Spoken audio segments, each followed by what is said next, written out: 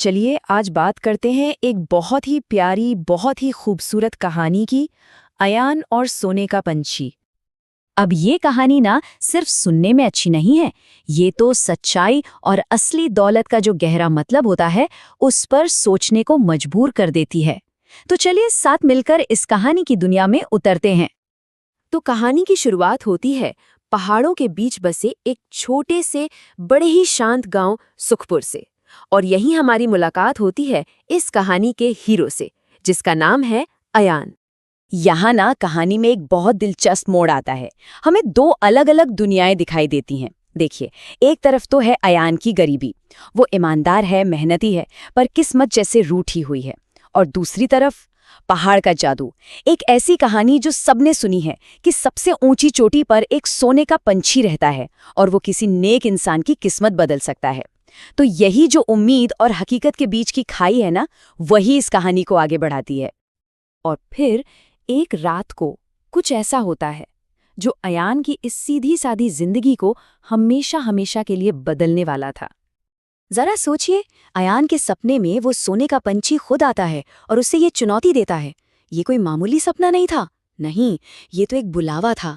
एक ऐसा बुलावा जो उसकी नेकी को, उसके किरदार को परखने वाला था। तो अयान ने क्या किया? क्या वो डर गया? नहीं, उसने एक पल भी नहीं सोचा। हाँ, दिल जोरों से धड़क रहा था, पर मन में कोई शक, कोई सवाल नहीं था। बस एक जिद थी, एक फैसला कि रास्ता चाहे कितना भी खतरनाक हो, वो उस पंछी से मिलने जरूर जाएगा। और बस यहीं से अयान का असली सफर शुरू होता है। लेकिन ये सिर्फ एक पहाड़ पर चढ़ना नहीं था, ये तो थी उसके चरित्र की, उसकी सच्चाई की असली परीक्षा।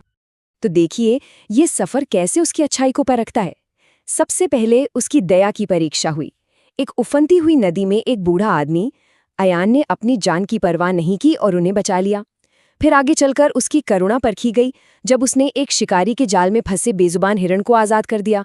और आखिर में जब शरीर बिल्कुल थक चुका था, हिम्मत जवाब दे रही थी, तब उसकी हिम्मत की परीक्षा हुई और वो उस सीधी खड़ी चढ़ाई को भी पार कर गया।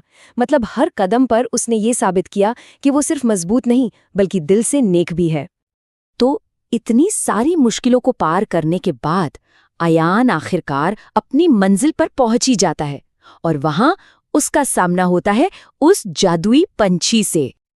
जरा उस नज़ारे की कल्पना कीजिए। सूरज की पहली किरणें निकल रही हैं, पहाड़ की सबसे ऊंची चोटी है और वहां बैठा है वो सोने का पंछी।